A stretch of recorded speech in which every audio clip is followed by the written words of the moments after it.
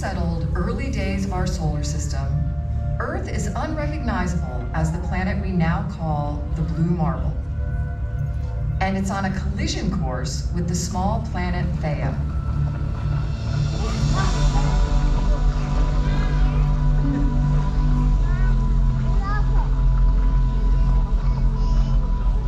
Molten debris from this catastrophic impact is caught in Earth's orbit, where gravity slowly gathers the pieces together. It is from these fragments of Earth and Theia that the Moon is born. Heavily cratered by further impacts, its surface is destined to remain dry and lifeless for over 4 billion years. Until one July day in 1969, a living creature stepped onto its barren landscape for the very first time. Feet 2.5 down. Take shadow. And 4 forward, drift into the right a little. Okay, engine stop. APA at a descent. The Eagle has landed. Roger, Tranquility, we copy you on the ground. Neil Armstrong's small step marks a new dawn for humankind. But the Apollo missions to the Moon are risky and expensive. Only 12 Apollo astronauts ever set foot on the lunar surface.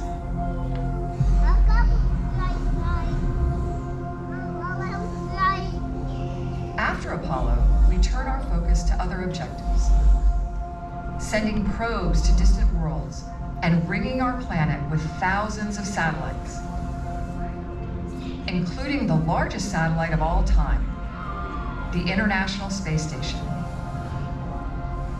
A living laboratory where astronauts learn to live and work in space, advancing new technologies that have made human spaceflight safer than ever before.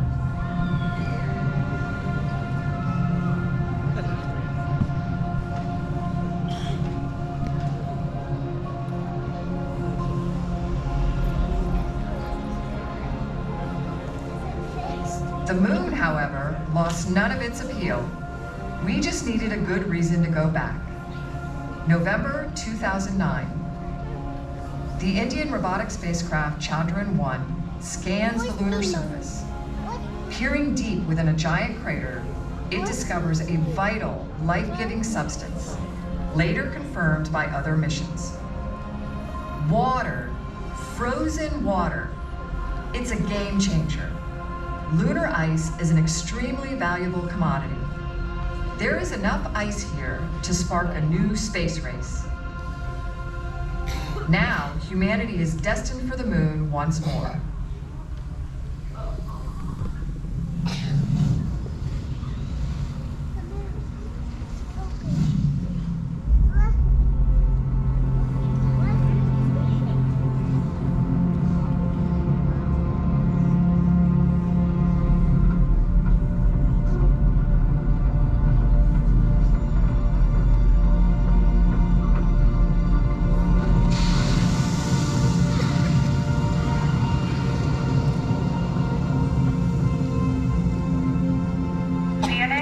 Landed.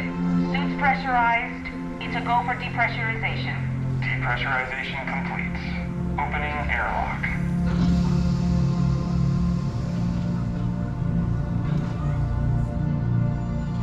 When astronauts set foot on the Moon once again, they will be taking the first steps toward a permanent habitable settlement. The next step for humankind.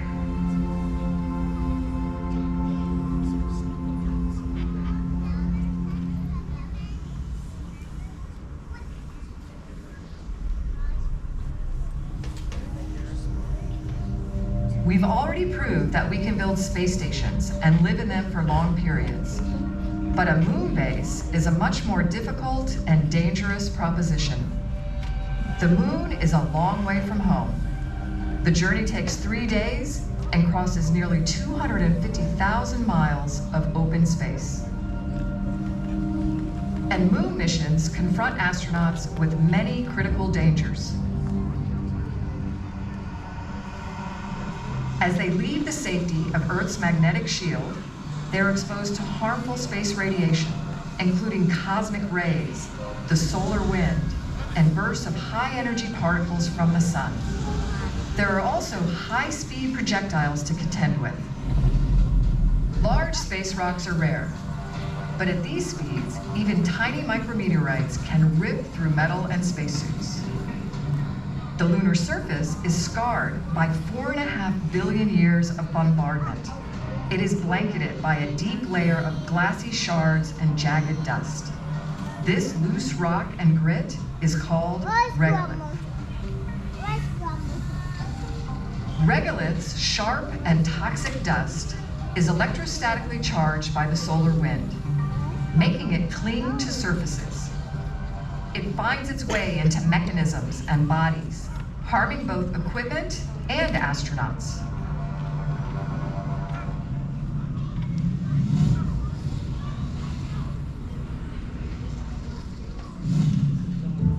An early priority for the first lunar scouts is to establish a source of power. Here at the South Pole, near constant sunshine provides the opportunity for year-round solar generation. Okay, Ryan. Solar panels connected. Primary power is live.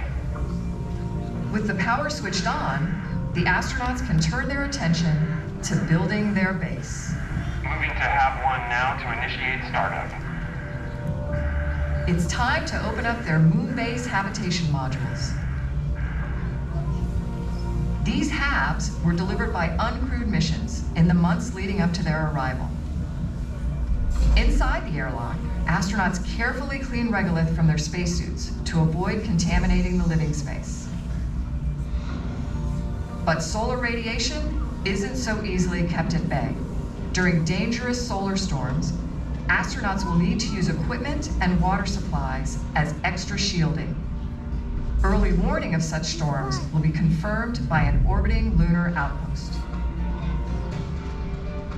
It's called the Gateway, the liaison point for spacecraft, a remote operational control hub and communications relay.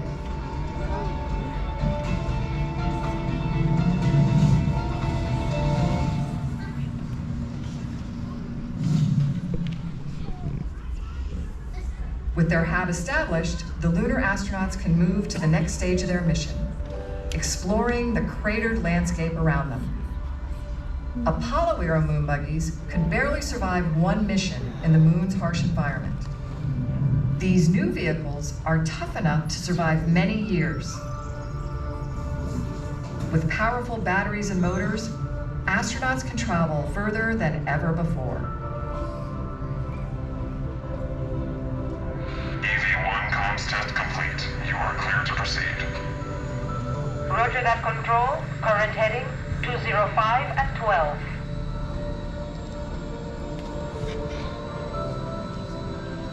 We're really doing this, Sophia. Just incredible.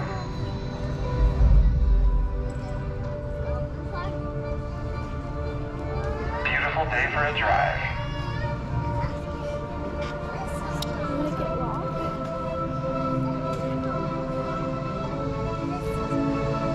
Take a heading up towards the rim. Right up here. Oh, that crater. Is that a black hole? No. Wait, what the heck? So scared. This is it. This is what we came for. Impresionante. Wow. Control to EV1. A solar storm just got picked up. SEP coming this way. We need you back at the hab in 15 minutes. Roger that, Control. Heading back to Buggy now. Just keep following our tracks back. Nice driving, Ryan.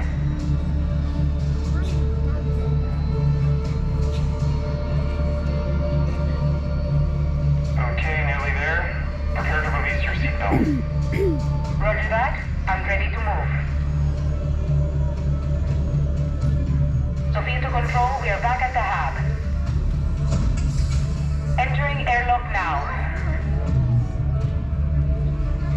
We are taking cover under under the water canisters. Great job.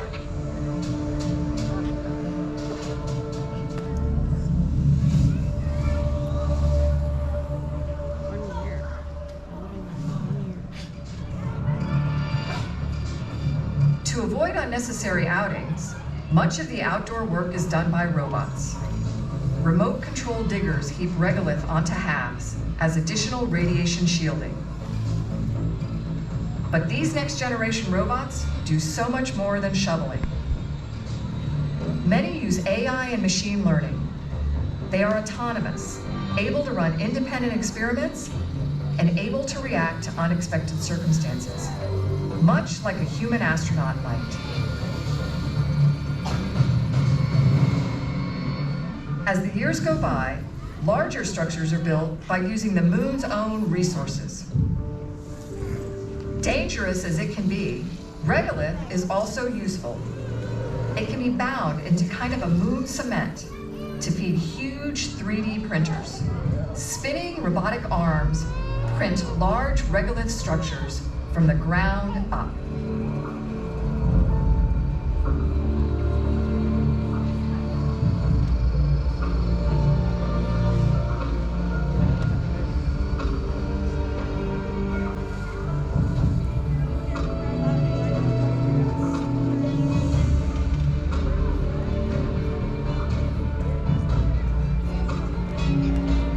Alternatively, regolith can be superheated with focused sunbeams, fusing it to form glass sheets. These can be used to build lunar mirrors and solar panels, crucial steps to setting up an ice mine at the moon's southern pole.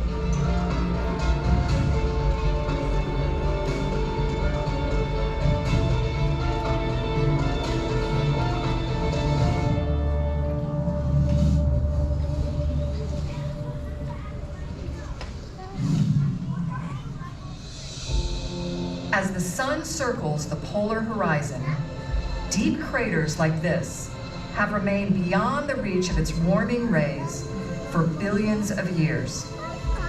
To reach this precious ice, robots must venture deep into a pitch-black, frozen crater. Its depths are one of the coldest places in the solar system, with temperatures close to absolute zero. No human could hope to survive. Materials shatter, and unprotected electronics would grind to a halt.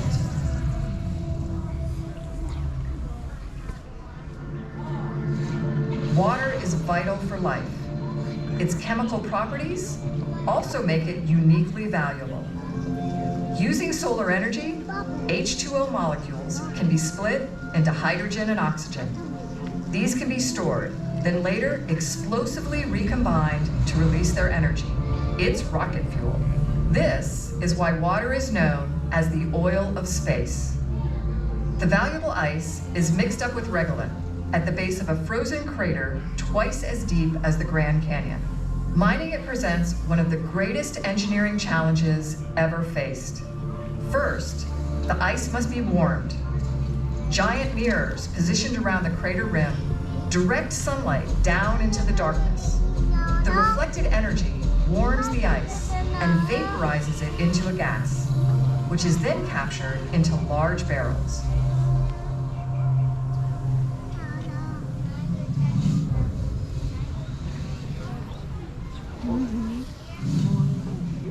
You ready? I'm ready. Here we go. System live. Barrel robots are en route.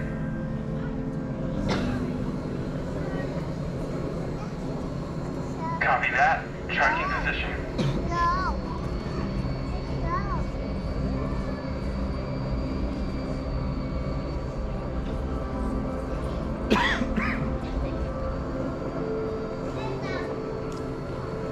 They're approaching the base of the crater now. Attaching to the subliming tank to collect extracted water. Copy that. Initiate transfer to super tankers.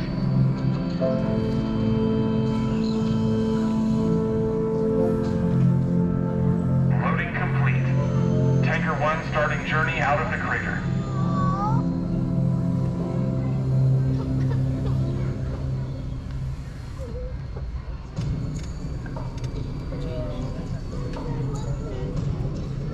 Over time, the Moonbase mine operation grows. Abundant solar power converts the extracted water into rocket fuel for export. But hydrogen isn't only for rockets. It is a clean fuel that can be used back on Earth to power cars, heat homes, or to generate electricity. The moon's weak gravity makes launching this cargo to the orbiting Gateway outpost relatively easy and cost-efficient, sustaining the lunar expansion long into the future.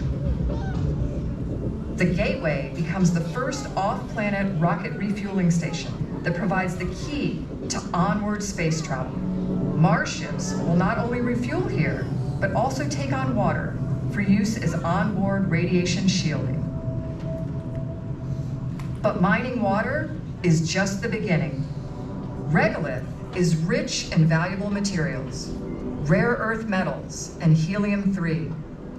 Mining these will further sustain the Moonbase and help to secure our future as an interplanetary species.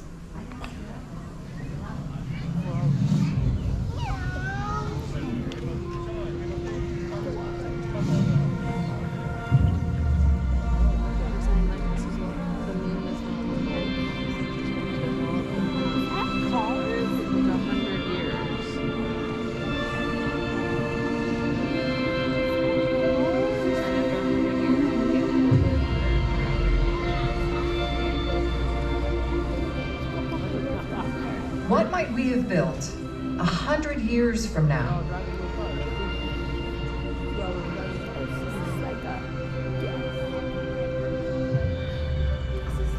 Could we create an aspirational place to live?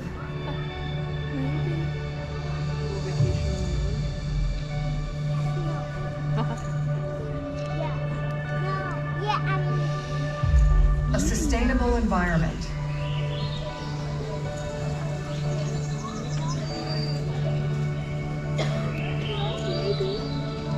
With the familiarity of Earth. How are people walking without helmets?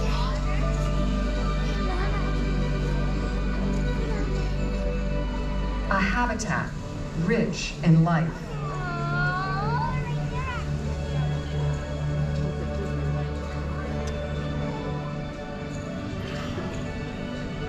A place we could call home.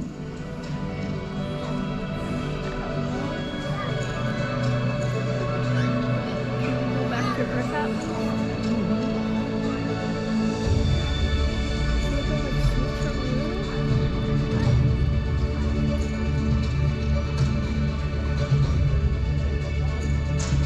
I'll be dead by then.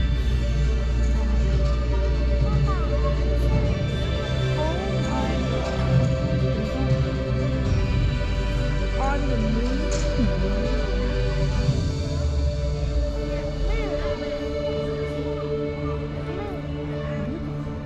Is it possible that we might one day explore distant stars or even build settlements on other planets and moons across the cosmos?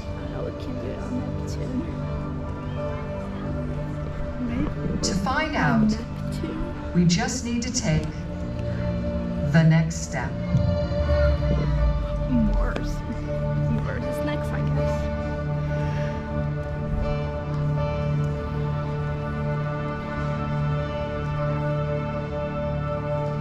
Mars is next, I guess.